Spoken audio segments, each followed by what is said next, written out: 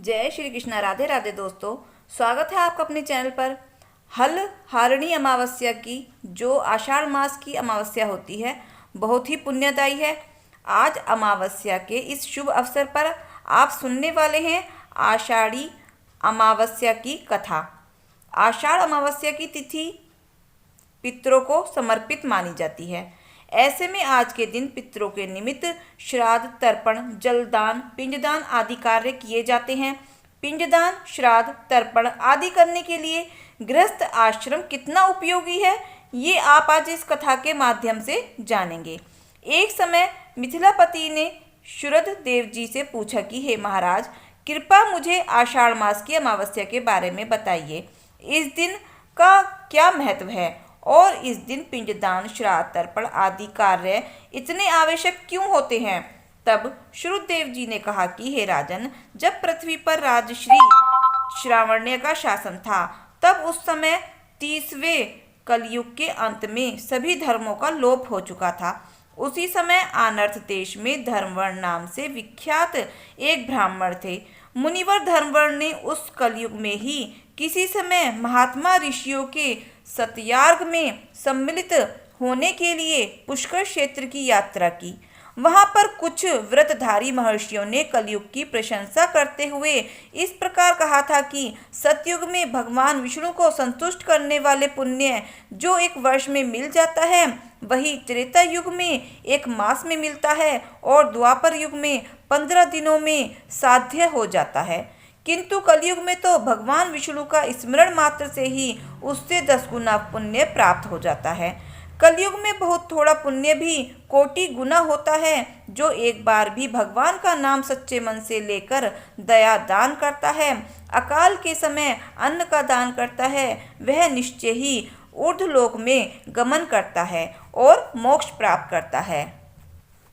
यह सुनकर देवऋषि नारद हंसते हुए नृत्य करने लगे। सभासदों ने पूछा, नारद जी क्या बात है। तब बुद्धिमान नारद जी ने हंसते हुए उन सभी को उत्तर दिया, नारायण नारायण, आप सभी का कहना सत्य है। इसमें संदेह नहीं है कि कलयुग में थोड़े से कर्म से भी महान पुण्य का साधन किया जाता है और क्लेशों का नाश करने वाले भगवान केशव स्मरण मात्र से ही प्रसन्न हो जाते हैं। फिर भी मैं आप लोगों से यह कहता हूँ कि कलयुग में ये 2 बातें दुर्घट हैं, जिनेंद्रियों का निग्रह और जीवा को वश में करना। ये दोनों कार्य जो भी सिद्ध कर ले वही नारायण स्वरूप है। इसलिए कलयुग में आपको यहाँ नहीं ठहरना चाहिए। नारद जी की ये बात सुनकर उत्तम व्रत का पालन करने वाले महर्षि सहसा यज्ञ को समाप्त करके सुखपूर्वक चले गए। धर्मवर्ण ने भी यह बात सुनकर भूलोक को त्याग देने का विचार किया।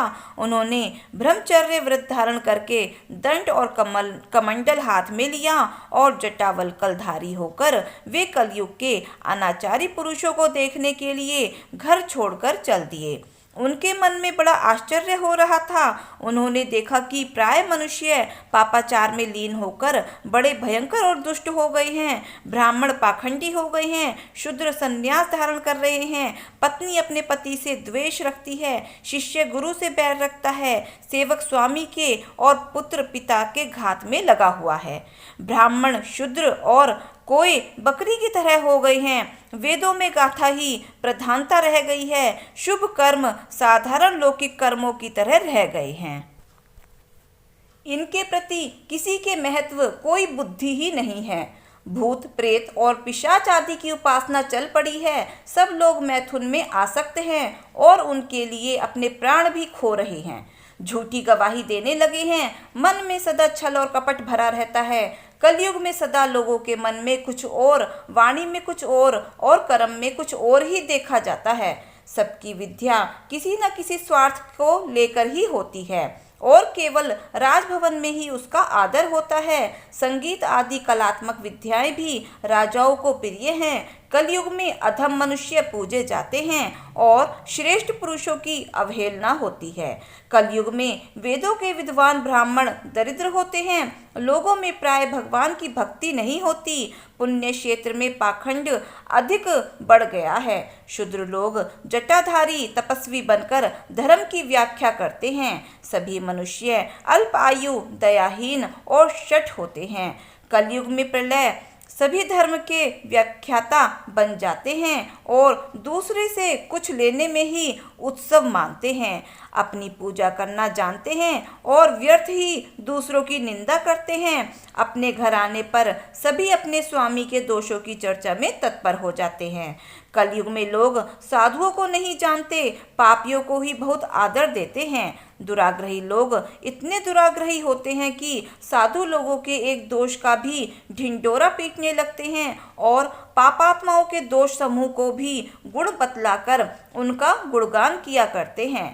कलयुग में गुणहीन मनुष्य दूसरों के गुण ना देखकर केवल उनके दोषों को ही ग्रहण करने में प्रसन्नता अनुभव करते हैं। जैसे पानी में रहने वाली जोंक प्राणियों का रक्त पीती है, जल नहीं पीती है, इसी प्रकार जोंक के धर्म से संयुक्त होकर मनुष्य रक्त चूसते रहते हैं। औषधियाँ शक्तिहीन होती हैं, ऋतुओं में उलटफेर हो जाता है, सभी राष्ट्रों में अकाल पड़ता है, कन्या योग्य समय में संतान उत्पत्ति नहीं करती। जो वेद वेदांत की विद्याओं में तत्पर और अधिक गुणवान हैं, उन्हें अज्ञानी मनुष्य सेवक की दृष्टि से देखते हैं। वे सब के सब भ्रष्ट होते हैं। कलयुग में प्राय लोग श्राद्ध कर्म का त्याग करते हैं, वैदिक कर्मों को छोड़ बैठते हैं। प्राय जीवा पर भगवान विष्णु के नाम कभी नहीं लाते।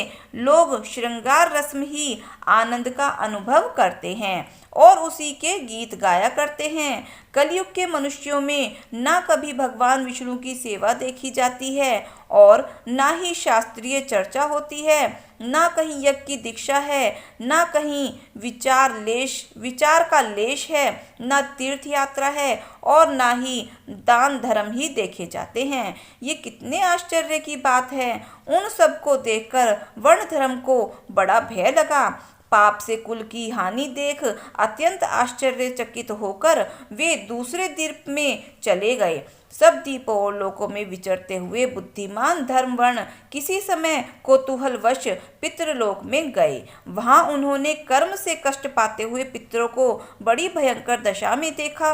वे दौड़ते रोते और गिरते पड़ते हुए थे। उन्होंने भी अपने पितरों को नीचे अंधकूप में पड़े हुए देखा। उनको देखकर आश्चर्यचकित होकर दयालु धर्मवर्ण ने पूछा कि आप लोग कौन हैं? आपने ऐसे कौन से पाप किए हैं कि आपको इस अंधकूप में गिरना पड़ा? तब पितर कहने लगे कि हम श्री वत्स गोत्र वाले हैं। पृथ्वी पर हमारी कोई संतान नहीं रह गई है, इसलिए हम श्राद्ध और पिंड से वंचित हैं और हमें ये नरक का कष्ट भोगना पड़ता है। संतानहीन दुरात्माओं का अंधकूप में पतन होता है। हमारे वंश में एक ही महान यशस्वी पुरुष है जो धर्मवर्ण के नाम से विख्यात है, किंतु वो भी विरक्त होकर अकेला घूमता फिरता है। उसने गृहस्थ आश्रम को स्वीकार नहीं किया है। वह एक ही प्राणी हमारे कुल में बचा हुआ है। उसकी भी आयु क्षीण हो जाने पर हम लोग तो घोर अंधकूप में गिर पड़ेंगे, जहाँ से फिर कभी निकलना बहुत कठिन होगा। इसलिए तुम पृथ्वी पर जाकर धर्मवर्ण को समझाओ। हम लोग दया के पात्र हैं। हमारे वचनों से उसे ये बताओ कि हमारे वंश रूपा दुर्वा को काल रूपी चूहा हर दिन खा रहा है। क्रमशः धीरे धीरे सारे वंश का नाश हो गया है। अब एक तुम ही बचे हो। जब तुम भी मर जाओगे तब संतान परंपरा ना होने के कारण तुम्हें भी अंधकूप में ही गिरना पड़ेगा, जैसे हम गिरे हुए हैं। इसलिए गृहस्थ धर्म को स्वीकार करके संतान उत्पन्न करो।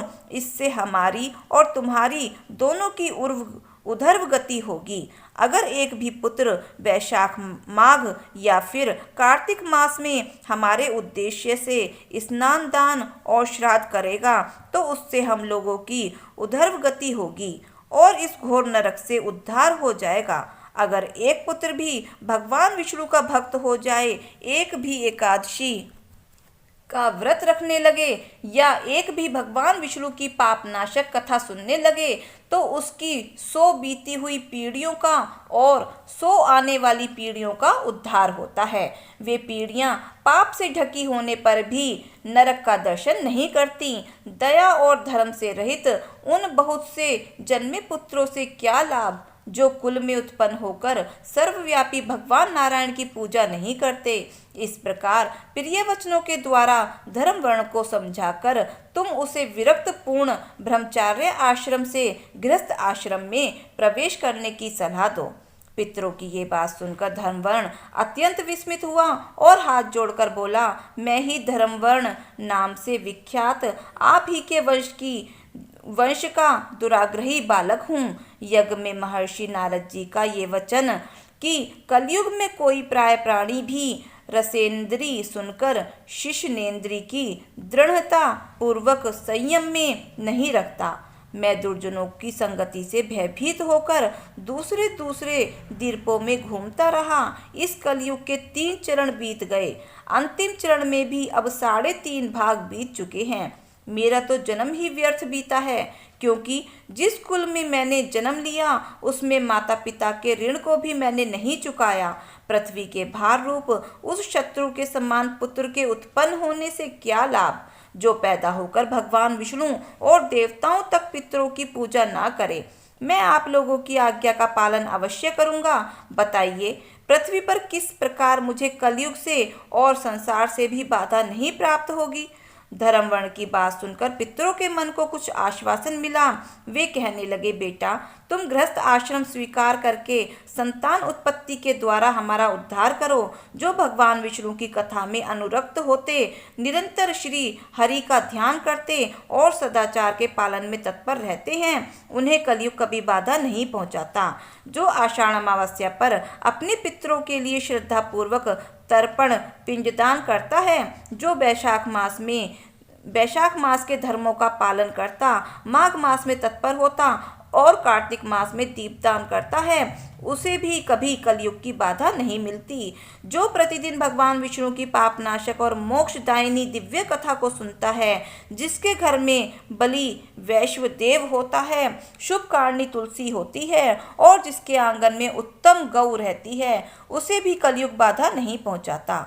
इसलिए पापात्मक युग में भी तुम्हें कोई भय नहीं है। आषाढ़ मास की सभी तिथियों तो अपने आप में ही पुण्यदायिनी होती हैं। इस महीने की अमावस्या तिथि सबसे ज़्यादा महत्वपूर्ण होती है।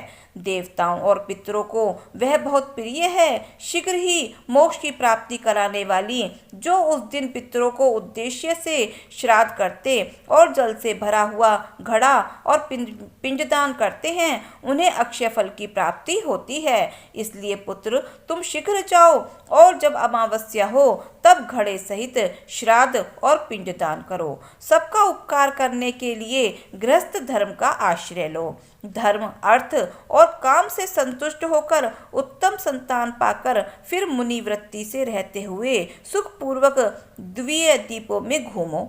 पितरों के इस प्रकार आदेश देने पर धर्मवर्ण मुनि शीघ्रता पूर्वक भूलोक में गए, जहाँ पर उन्होंने आषाढ़ अमावस्या आने पर प्रातःकाल स्नान करके देवताओं, ऋषियों तथा पितरों का तर्पण किया। फिर कुंभदान सहित अर्थात घड़े सहित पाप विनाशक श्राद्ध करके उसके द्वारा पितरों को पुनरावृत्ति रहित मुक्ति प्रदान की, अर्थात उन्हें मोक्ष प्रदान किया। इसके बाद उन्होंने स्वयं विवाह करके उत्तम संतान को जन्म दिया और लोक में उस पाप विनाशनी सिद्धि को प्रसन्न किया। इसलिए सभी गृहस्थ जनों को अपने अपने पूर्वजों और अपने अपने पितरों को मोक्ष प्रदान करने के लिए हर अमावस्या तिथि पर श्रद्धा पूर्वक अपनी सामर्थ्य के अनुसार दान दक्षिणा देनी चाहिए और उनके नाम से जलदान, पिंडदान आदि काम करने चाहिए। आशा है कि आज की ये कथा आपको ज़रूर पसंद आई होगी। वीडियो अगर अच्छी लगी हो तो वीडियो को लाइक शेयर के साथ साथ सब्सक्राइब अवश्य करें और फिर मिलते हैं नई वीडियो, नई कहानी, नई कथा के साथ। धन्यवाद।